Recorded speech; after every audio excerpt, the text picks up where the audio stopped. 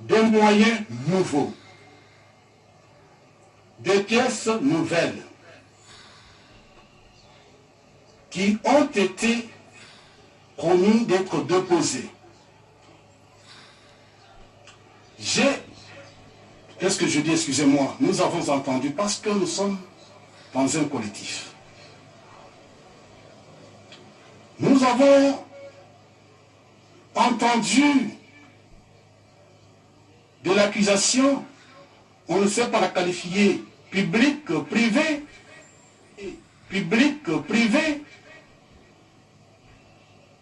que ici n'est pas la question de pièce contre pièce et l'on passe aux aveux en disant ne nous demandez pas de prouver combien Kamere a reçu.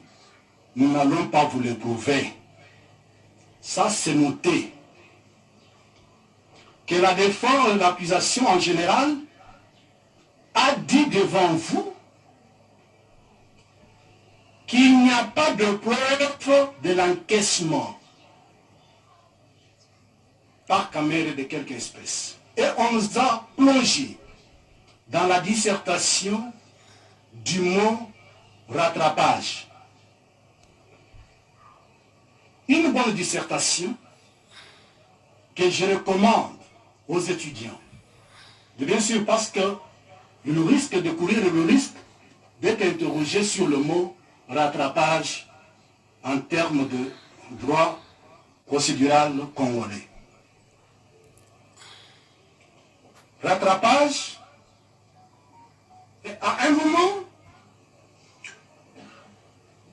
il a été évoqué une notion étrangère au droit pénal, les infractions des intellectuels. Depuis lors, connaissant la sincérité, la qualité scientifique de l'auteur de la théorie, j'avais vite compris, nous avions vite compris que c'était un aveu de ce que une infraction des intellectuels, c'est une théorie qui reste à être nitée ou nue en termes de droit positif. Mais vous ne jugez pas de légiférenda. L'excellent confrère, honoré confrère, professeur Kalouba, il a ceci de particulier, il est professeur-chercheur. Il a des idées qu'il avance, mais qui ne font pas encore partie du droit positif congolais. Curieusement, il vous demande de juger le prévenu sur ses conceptions philosophiques du droit.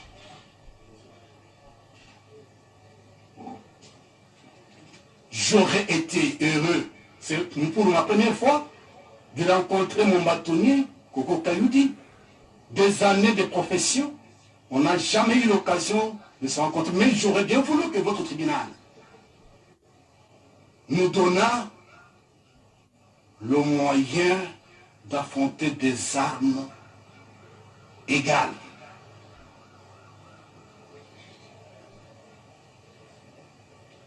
Si vous n'avez pas de pièces, mais vous les versez.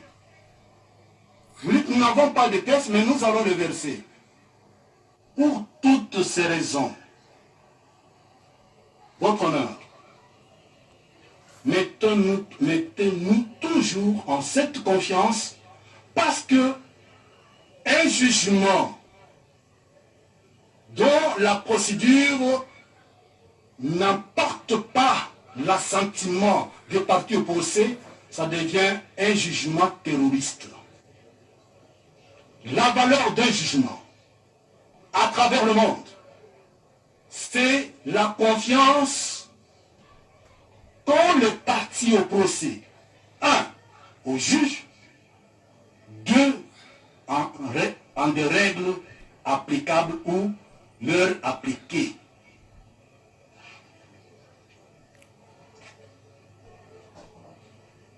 Lorsque une partie vous dit « je suis épuisé »,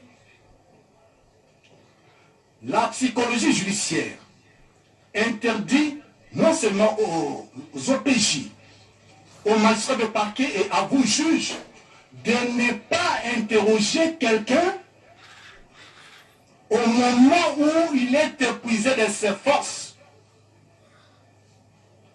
Et la Convention internationale contre les tortures aligne le fait d'interroger quelqu'un au-delà de ses forces parmi les actes de torture.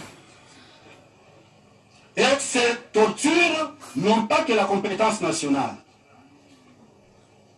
Le juge de torture, il est à la fois national et supranational.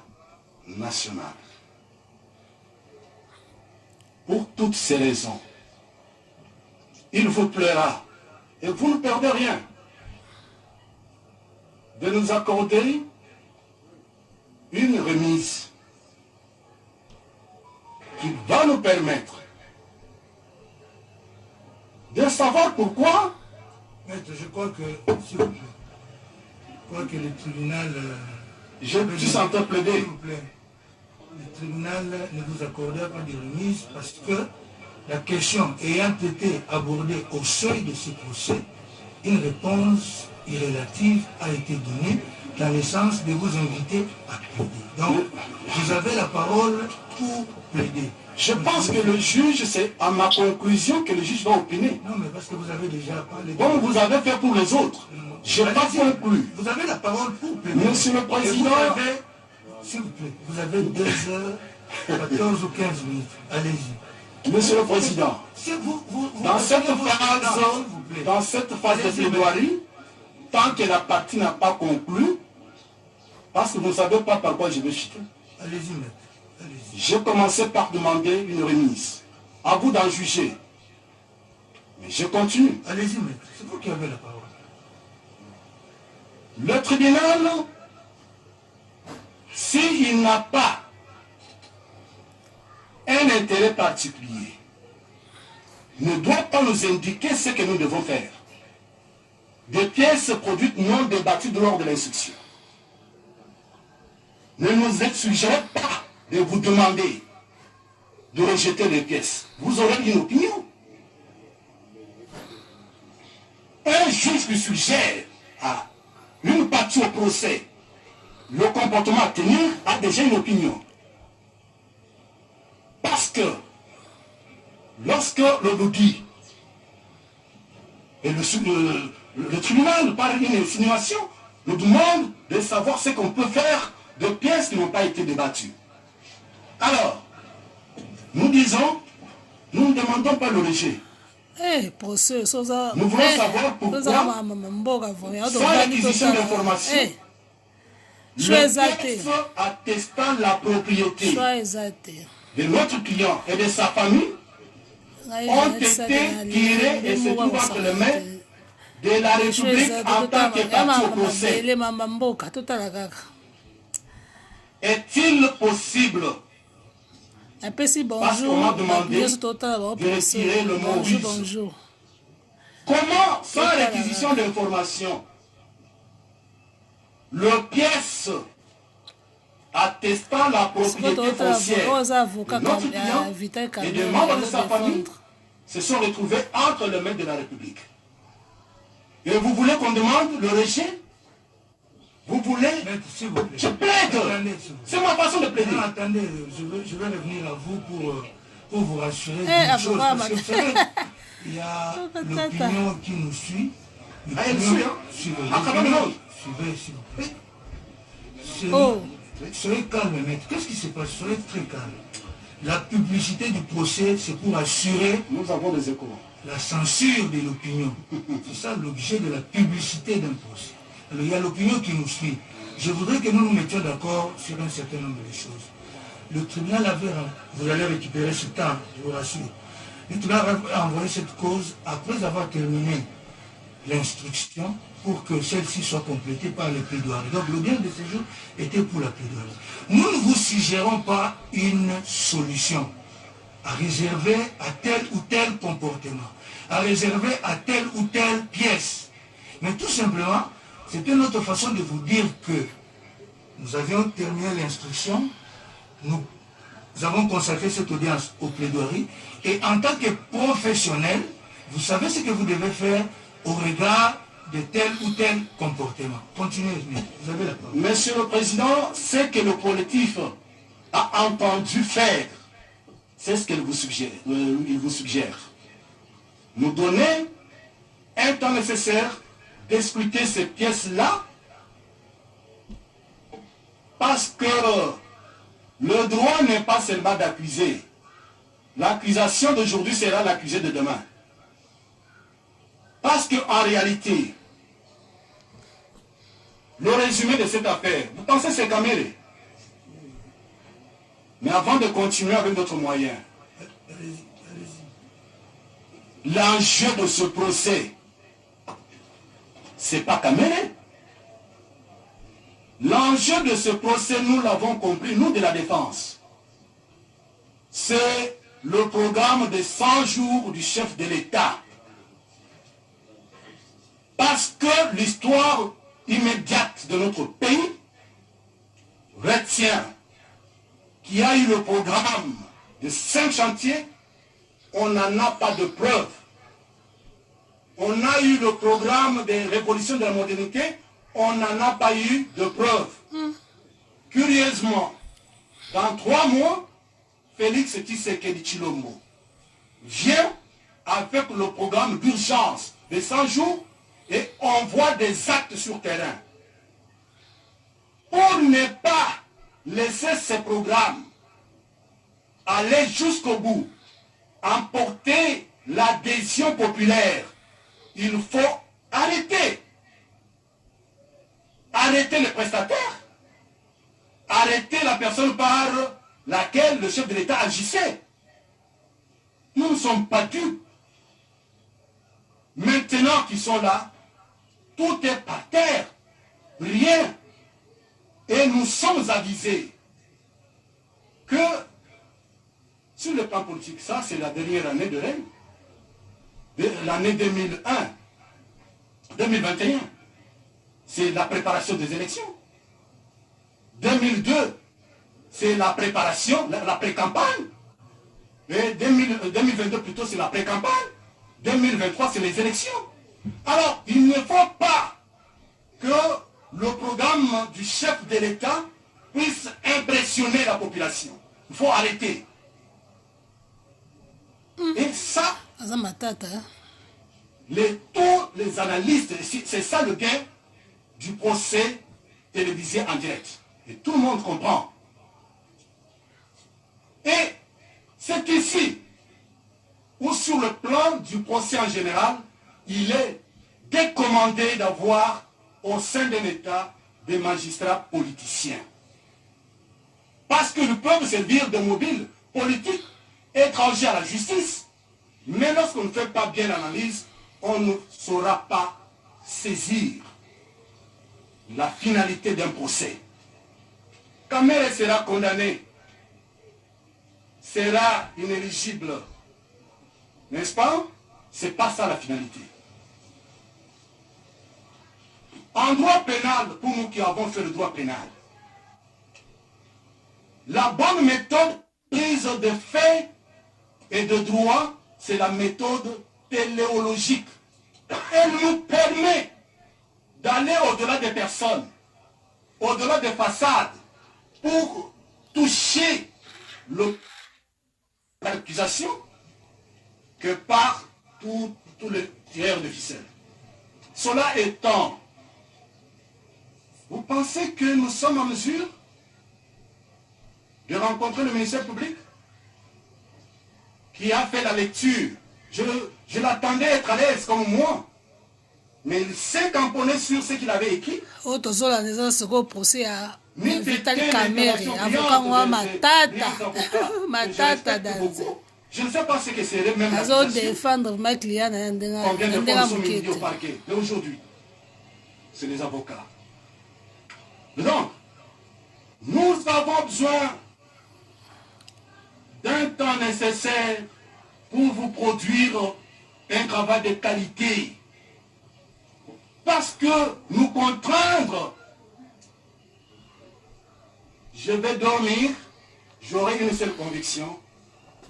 J'ai défendu les grands procès de ce pays. J'en ai l'expérience. Un procès qui se tient sous cet état psychologique n'est pas un bon procès. N'est pas un bon procès. Et je donne ma main à couper que dans ce contexte, que votre tribunal puisse acquitter nos clients. Je doute fort. Alors, si vous trouvez que vous ne pouvez pas nous accorder, j'attends votre réponse, c'est alors que je vais ajouter d'autres moyens. Est-ce qu'il est plausible pour votre tribunal? Vous avez déjà répondu, non, mais allez-y, vous avez... Comment? Le tribunal vous a déjà répondu, allez-y. Vous n'accordez pas la remise. Il est 16h. L'audience, 16h24, pour une audience que nous avons débutée à 9h selon vos indications. Cela revient à dire que nous serons au-delà du temps de travail où je dois conserver ma force pour vous édifier. Que cela soit noté, parce que avant l'exécution des camérés, il y aura des voies de recours qui vont être exercées.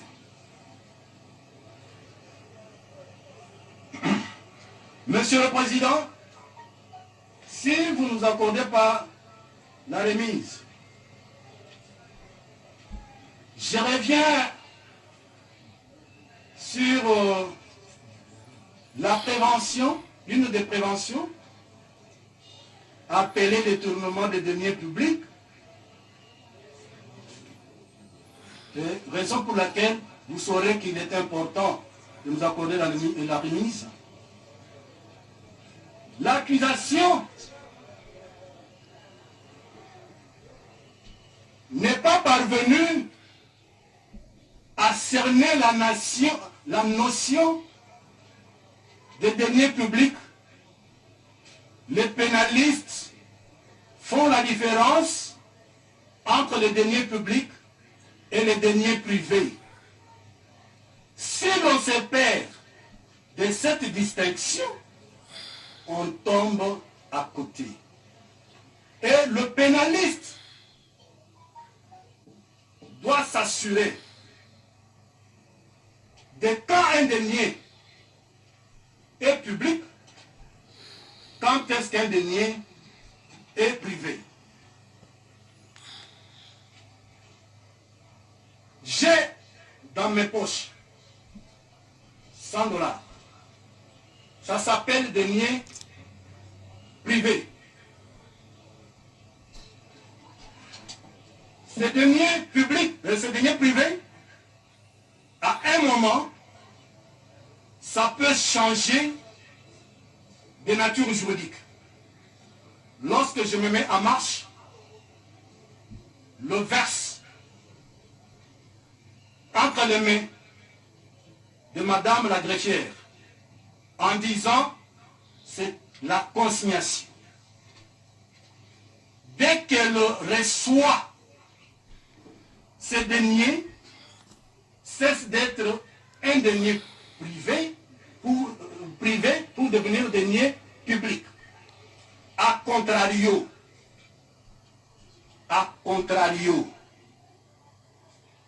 l'argent qui sort de la Banque centrale destiné au paiement des magistrats, ça s'appelle denier public. Dès que le magistrat reçoit ça, ça devient denier privé. Qu'il donne à sa fille, à sa femme, à son ami, il n'y aura pas de détournement. Sinon, tous les magistrats seraient arrêtés pour détournement des deniers publics. Mais c'est là le problème. Quand est-ce que l'argent qui est sorti du compte du trésor public, destiné à M. Jamal, a perdu la qualification des deniers publics? C'est très important. Ça, c'est du droit pénal pur. Hein? Ça, c'est du droit pénal pure. Et ça ne se discute pas. Vous payez à un particulier en vertu d'un contrat.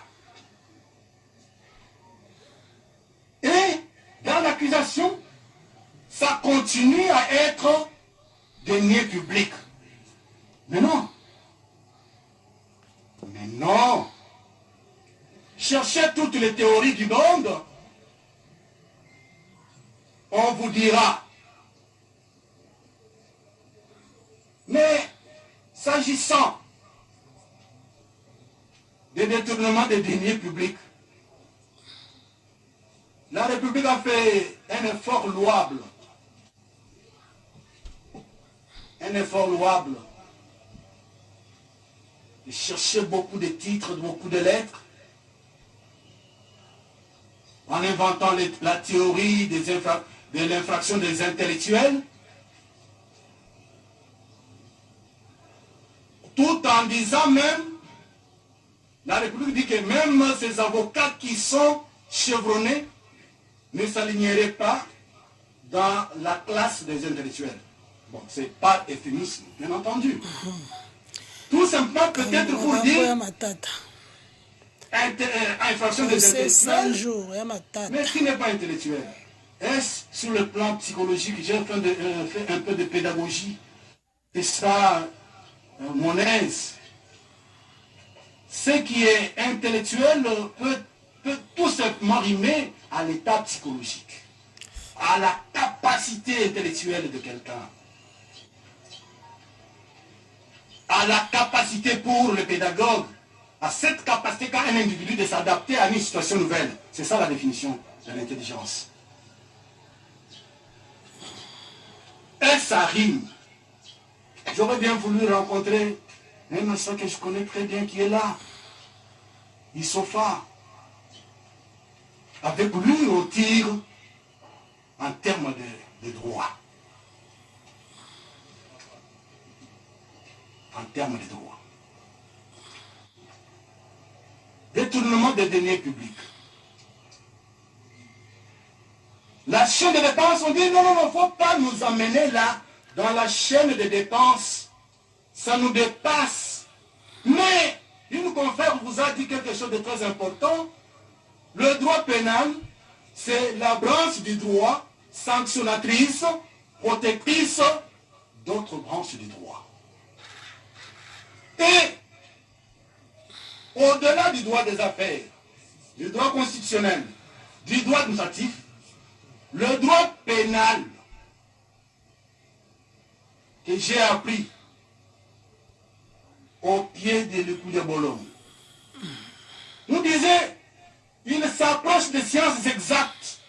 On sait que il faut éléments matériels, éléments intentionnels et éléments légaux et la personne responsable. Donc vous faites les additions. Si un élément fait défaut, vous n'êtes pas dans la prévention. C'est en cela que le droit pénal fait concurrence aux sciences exactes. Il n'y a pas d'analogie en droit pénal. Ça, le monsieur public peut le noter. Un confrère du côté Jamal a révélé une notion. J'étais étonné d'entendre l'accusation publique citer la décision en termes de jurisprudence. Non. Qu'est-ce qu'on entend par jurisprudence?